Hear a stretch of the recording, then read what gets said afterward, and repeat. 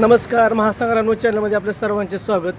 तर आपण इथे इंदापूर तहसील कचेरीसमोर आलो आहोत आणि या ठिकाणी एक ज्येष्ठ नागरिक उपोषणासाठी बसलेले आहेत. तर कशाबद्दल बसलाय, काय करणार बाबा?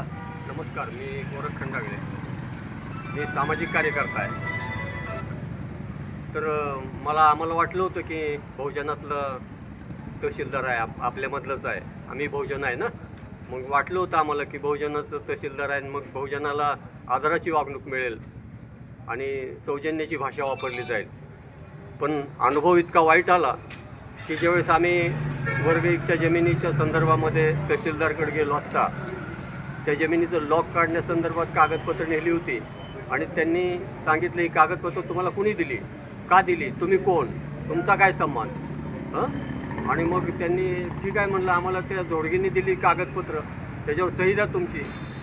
ते म्हणले ठीक आहे, जावा. मग म्हणलं ते द्या ना कागदपत्र. नाही, तुम्हाला सांगतोय ना जावा म्हणून. आणि अशी धमकीची भाषा वापरली आणि बाहेर व्हा, गेट आउट अशी भाषा वापरून त्यांनी परत मला हाक मारली आणि खंडागळे मऊ लागलं म्हणून कोपरांनी खांदू नका अशी शिवराळ भाषा वापरली. वास्तविक घटनेचा अवमान करणारी ही भाषा आहे. एक जबाबदार क्लास 1 अधिकारी अशी जर भाषा वापरत असेल तर ती दुर्दैवाची बाब आहे.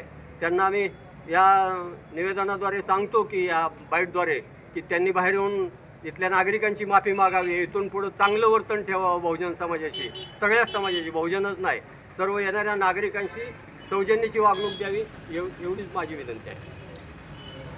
बरं, ज्येष्ठ नागरिकांचा असं जर अपमान होत असेल तर इतर लोकांचं काय, कसं वाटतं तुम्हाला? हां, माझ्या आमच्यासारखे ज्येष्ठ नागरिकाचा आता आम्ही कोणी मोठं पुढारी नाही, नेता नाही, पण पुढाऱ्यांना चांगली वागणूक मिळते तिथं. आणि ज्येष्ठ नागरिक असेल किंवा सामान्य माणूस असेल तर हाकलून काढलं जातं.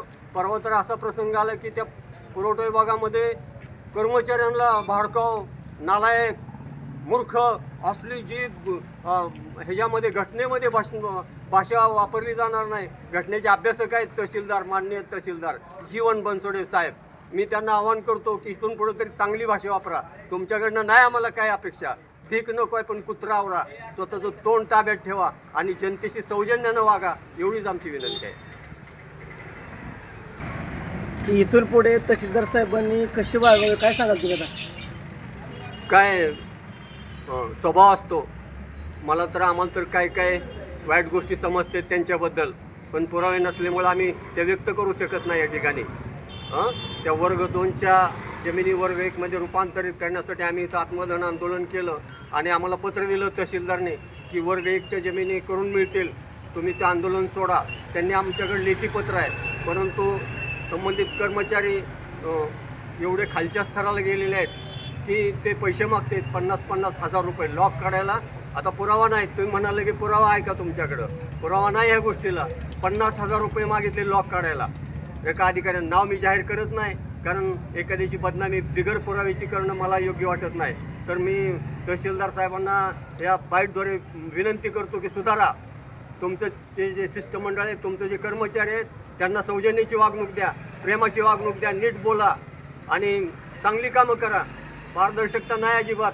घाणीचं साम्राज्य आहे तहसील. एवढी मोठी आमची इमारत आहे जनतेची, सगळ्या पिचकऱ्यात थुकून लाल केलेलं आहे ते गुटखा खाऊन.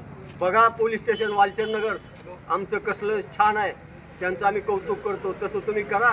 एवढी मोठी इमारत ताब्यात आहे तुमच्या, तुम्ही त्याचा योग्य वापर करा आणि जनतेशी सौजन्यानं वागा, एवढीच विनंती आहे माझी. ज्येष्ठ नागरिकाला चांगली वागणूक द्या.